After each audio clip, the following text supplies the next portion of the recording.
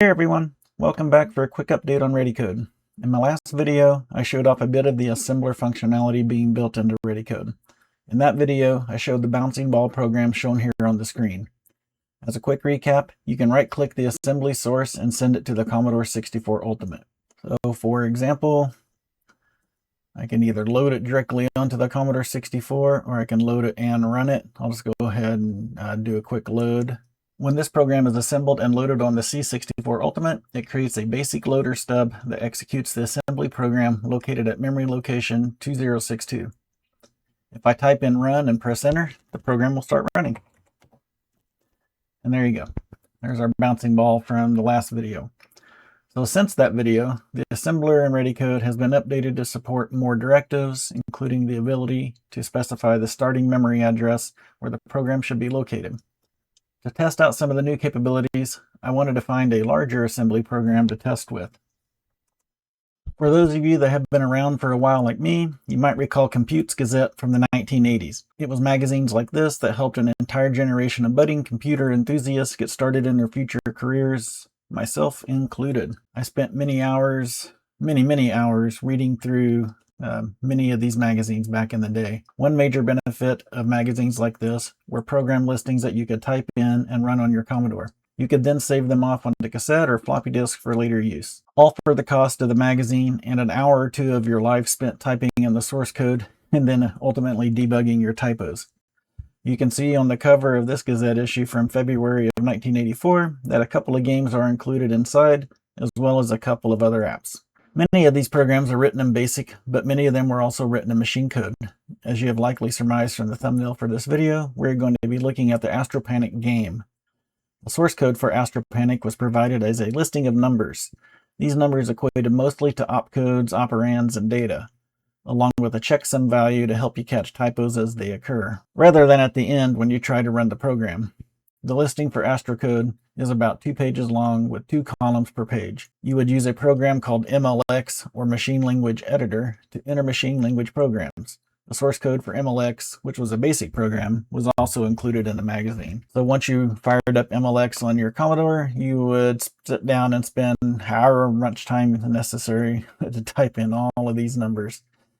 And this one is not the longest I can recall typing in back in my day, but it's long enough. So fast forward, roughly 4 decades later, and Chris from the My Developer Thoughts YouTube channel has created a video where he disassembles Astro-PANIC from the original machine language code and creates a fully documented assembly file with labels and comments. It's a great video if you want to get a better understanding of how to disassemble machine language programs for the Commodore 64. I'll have links to all of this in the description, by the way. Along with the video, Chris has published several updates to a GitHub repo containing, among other things, the assembly file for Astrocode. Let's see if READYCode can take his file, assemble it, load it on the Commodore 64 Ultimate, and run it. So if I click on the astro.asm file, we can see the source code that Chris created. Let's take a quick look here. And there's a lot of source code here. We want to take this and load it into READYCode. So we're just going to click on the raw link up here. And I could copy and paste this into a new file, or I can just copy the URL here. Let me switch over to READYCode. And now let's do file open. I'm just going to paste in the URL to the raw file. We'll give it a minute here to get loaded. There we go. Notice all the red squiggles. Yeah, these are showing up because the assembler Chris was using uses double forward slashes for comments, whereas READYCode expects semicolons for comments. So let's replace those real quick. So if I come over here and press Control H, type in // I want to replace all of those with semicolons. Do replace all. There we go. Now READYCode recognizes those properly as comments. So we are good there. And if we kind of scroll down, most of this is formatted. You'll notice some of these are a little out of place, like this comment doesn't align with the one above it or below it. So I can press Control KF to format the code, and it will reformat the code and align it to whatever the preferences is set to. So if I go into preferences here and go into settings, come down, click on assembly, We can specify what columns we want things to show up in for our assembly code. So our mnemonics, like the the LDA, STA, all of those, they will all automatically align to column 9 based on my current settings. Comments will align to 32. And if I turn on the column guide, which I've turned off at the moment, I've got it set to show up at column 80. So Control KF will auto format all of your code based on your preferences. So at the top of the code listing, we can see this directive here for our program counter. We can set the location where the program should start. And in this case, we're setting it to C000, which in base 10 is 49152. So as we start scrolling down, we can see that Chris has done a great job of going through and adding comments as well as all these labels to the machine language program that he disassembled. And then if you watch that video of his, he goes through and kind of figures out what each part of the code is doing, adds comments, and so on and so forth. So I'm going to scroll down a little further here. I want to get down toward the bottom, show one more directive that's now enabled. Almost there. Get down past these.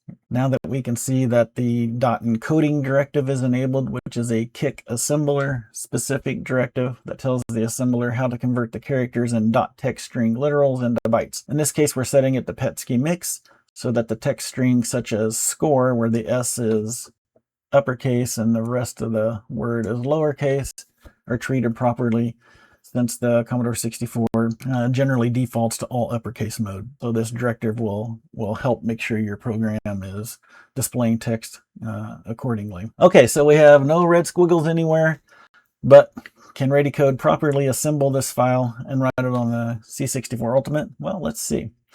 But first, let's bring our Commodore 64 Ultimate back up on the screen. Here it is, still running the bouncy ball program. No matter, we'll just deploy over it. So I'm just going to right click on my assembly program here, and I'm just going to go ahead and tell it to run. So run on my C64U. And there it is. Okay, I wasn't quick enough with my joystick. So you can see the program is running just fine, although I'm not doing a great job at playing this game right at the moment, and that's okay. I'll practice more later. Okay, so now that the program's been loaded to memory, we've obviously seen that it's working. Let's do a quick disassemble and see if we see things that we expect to see. So I'm going to jump back to the top of the program, and we can see that at line C000, so basically the first operation within this program is to jump to start. Start's a label, but if I hover over the label, you can see that start is at memory address C10B. And then it goes into SCI for setting the interrupt disable flag and so on and so forth. So I'm going to come under my C64 menu, say disassemble at. I'm going to say C000, and we'll just go to C100 and get the first 256 or so bytes. Disassemble. So what this just did, it used the Commodore 64 Ultimate's API to reach into memory, pull back the values in that memory range we gave, and then convert those into assembly code. So we can see at C000, the first instruction is jump, and yes, it's going to C10B, and then setting the interrupt disable flag, which is exactly what we saw over here in our assembly program. So we can see that everything was put where we expected it to be, and we were able to successfully disassemble it and kind of essentially doing a two-way check, if you will. Okay, so Astro-PANIC, yeah, by no means it's not the most complex assembly program for the Commodore 64 out there, but it does exercise many of the features you would expect in an assembler for the Commodore 64. Also, the disassembler still needs some polish, but hey, it's functional enough to produce assembly code from memory. And so everything I've shown in this video is currently available in GitHub. The latest functionality will also be available in READYCode version 2.1 once it gets published here in the next week or so. And then, so if you happen to check out READYCode, yeah, I'd love to hear your thoughts in the comments. Please let me know what you think. I love seeing your suggestions as well. Throw it all out there. I appreciate it. And as always, thanks for watching, and we'll see you in the next video.